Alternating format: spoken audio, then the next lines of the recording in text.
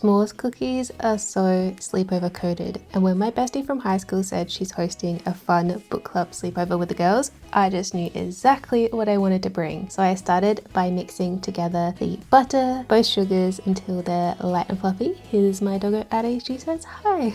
And then I took some eggs, got a little bit of eggshell in, don't you hate that? Added in some vanilla essence as well. No, vanilla extract. I use vanilla extract. And then I beat those together. Also, I now have a KitchenAid, so this just made it an absolute breeze. I was feeling kind of achy and sore today. I mixed it on low for around about 2 minutes into a separate bowl. I then added the dry ingredients. We've got flour, baking soda, baking powder, and salt. I then got a cutting board out. I chopped up the chocolate and put that in with the dry mix. I then put in these mini marshmallows and whisked that all together. And then adding in the wet ingredients. I'm not sure why I started mixing it by hand. I completely forgot that I had a KitchenAid for a second because it's time of the month for me and I get a little bit forgetful. So then I actually took this out, put it in the different bowl, mix it in my KitchenAid. Finally having a KitchenAid, it's just amazing.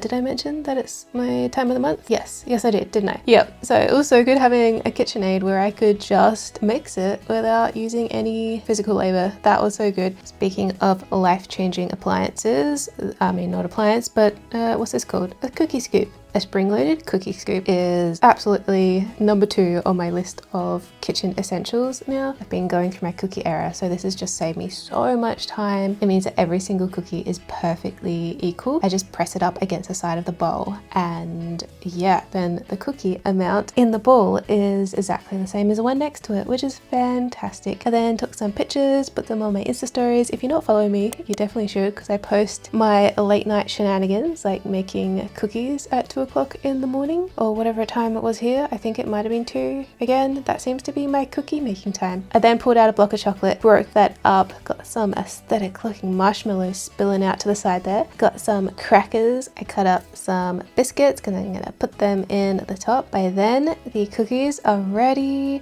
They're looking a little bit funky straight out of the oven, don't they? They look a bit funny, so I'm doing the swirl trick, which is where you just get something round, you swirl the cookie in and it just makes them look nice and round.